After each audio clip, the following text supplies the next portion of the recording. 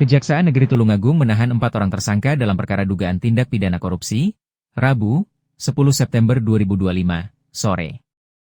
Mereka tersangka dalam 2 kasus berbeda, yaitu dugaan korupsi keuangan Desa Tanggung Kecamatan Campur Darat, Kabupaten Tulungagung dan dugaan korupsi di RSUD Dr. Iskak Tulungagung.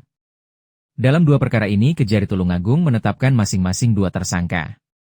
Untuk kasus RSUD Dr. Iskak, 2 tersangka adalah mantan wakil direktur bernama Yudi 60 tahun, dan pengolah data bernama Reni 42 tahun. Mereka diduga mengambil keuntungan dari pasien yang menggunakan surat keterangan tidak mampu, SKTM.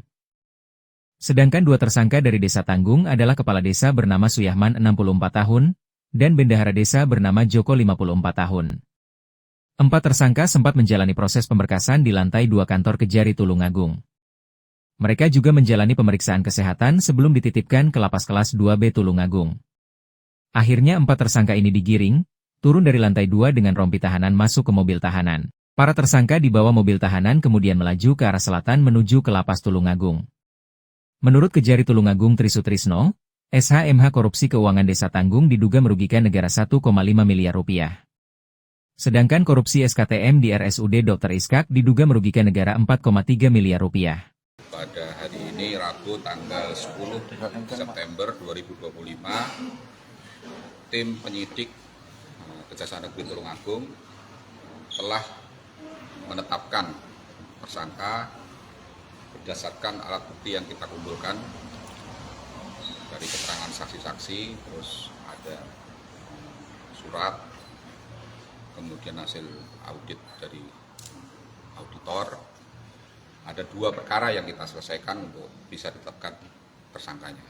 Yang pertama terkait dugaan korupsi Desa Tanggung pada tahun 2017 sampai dengan 2019. Kita tetapkan tersangka ada 2, ini Kepala Desa Saudara SU Saudara SU, kemudian Bendahara Saudara Joko JO. Nah, kemudian penyalahgunaan tersebut itu dari dana ADD, kemudian ada juga bantuan keuangan, ada juga dari penerimaan bagi hasil pajak. Nah, di situ dilakukan mereka melakukan penyalahgunaannya untuk kepentingan pribadi. Hasil audit dari auditor inspektorat itu ada sekitar lebih dari 1,5 miliar kerugiannya. Kemudian yang kedua penyalahgunaan penerimaan biaya surat keterangan tidak mampu dari pasien pengguna surat keterangan tidak mampu. Itu kita telah tetapkan juga berdasarkan alat bukti yang kita kumpulkan. Itu ada 2 tersangka, yaitu yang pertama Saudara YU selaku Wakil Direktur Umum dan Keuangan pada waktu itu. Kemudian yang kedua Saudari RE, yaitu waktu pengelolaan dan data dan dananya. Nah, di situ setelah kita hitung berdasarkan audit dari BPKP, ada kerugian sebesar 4,3 miliar. Jadi terhadap masing-masing perkara 2 tersangka dan 2 tersangka tersebut semuanya kita tahan mulai hari ini. Untuk Tanggung modusnya seberapa? Ya, Modusnya Tanggung seperti yang saya sampaikan tadi, dari dia melakukan penyalahgunaan dana desa, terus dana ADD, kemudian ada pengolahan bantuan keuangan, kemudian ada juga dari bagi hasil pajak itu dipergunakan untuk kepentingan pribadi. Dia kelola sendiri, dia gunakan untuk kepentingan pribadi. Rentang tahun 2017 sampai 2019. Sedangkan untuk yang RSUD Dr. Iskak itu rentang tahun 2022 sampai 2024. Modusnya gimana? Jadi si wakil direktur ini Saudara YU itu memerintahkan Saudari RE untuk menyisihkan uang setoran dari pasien pengguna surat keterangan tidak mampu, kemudian dikumpulkan terus dipergunakan untuk kepentingan pribadi.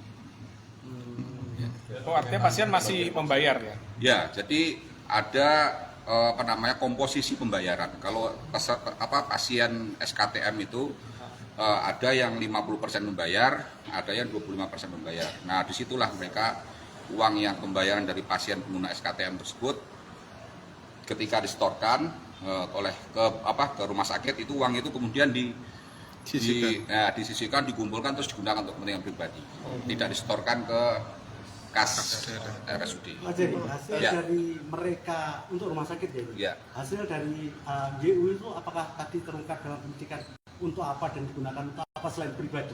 Untuk saudara YU sampai saat ini belum mengakui, tapi kita telah menemukan ada bukti transfer, ada bukti penyerahan, ada saksi-saksi yang melihat penyerahannya. Artinya masih berkembang ini ya? Ya, kita mungkin akan melakukan pengembangan, apakah uang itu mengalir kemana, kita masih telusuri. Berarti ada kemungkinan menyeret tersangka lain. Kita lihat perkembangan selanjutnya nanti seperti apa. Jika memang ada tersangka lain atau mengalir ke lain, ya kita akan tindak lanjuti. Undang-undang yang digunakan, undang-undang yang digunakan nanti?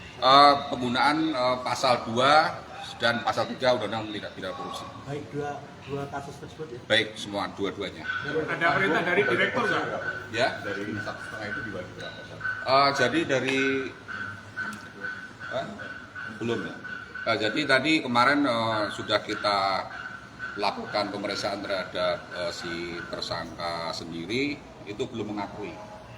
Tetapi jelas bukti-bukti di lapangan, keterangan saksi-saksi lain maupun hasil dari pemeriksaan lapangan, bukti fisik yang kegiatan di desa tersebut itu banyak yang tidak sinkron dengan laporan pertanggungjawabannya.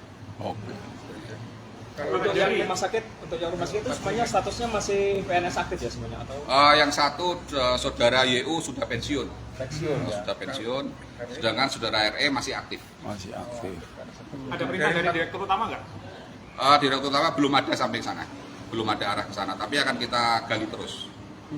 Dari kan awalnya dari mana? Laporan masyarakat atau temuan? Itu awal mulanya dari laporan masyarakat. Dari Dua-duanya? 4 miliar itu Ya, semua kedua-duanya dari laporan masyarakat. dari 4 miliar itu yang ditransfer ke orang lain berapa miliar? Untuk saat ini dari saudara Reni RE ke saudara YU itu ada sekitar 300-an. Ya, yang lainnya diserahkan secara cash. Berarti dinikmati sendiri oleh 2 orang itu. Sementara ini kita masih lakukan pengembangan. Untuk tanggung sudah hanya 2 orang itu? Sudah? Iya, untuk sementara 2 orang. Ancaman mungkin duanya untuk ancaman? Ya, untuk ancamannya ya sesuai dengan pasal 2 dan pasal 3 itu diancam maksimal 20 tahun ya. Minimal 4 tahun atau 4 tahun, minimal 4 tahun. saksi yang sudah diperiksa untuk kasus itu kan? Ya. Saksi yang sudah Jumlah diperiksa saksi. berapa? Jumlah saksi untuk Desa Tanggung kita telah mengumpulkan sekitar 40 orang saksi. Untuk yang rumah sakit RSUD Dr. Iska kita sekitar 30-an. Yang belum mengakui tadi tersangka perkara yang mana? Yang mana? Yang belum mengakui. Untuk yang di RSUD itu saudara YU belum IRS mengakui. sudah. Tapi aliran keuangannya sudah tergambar. Sedangkan untuk Desa Tanggung itu belum mengakui.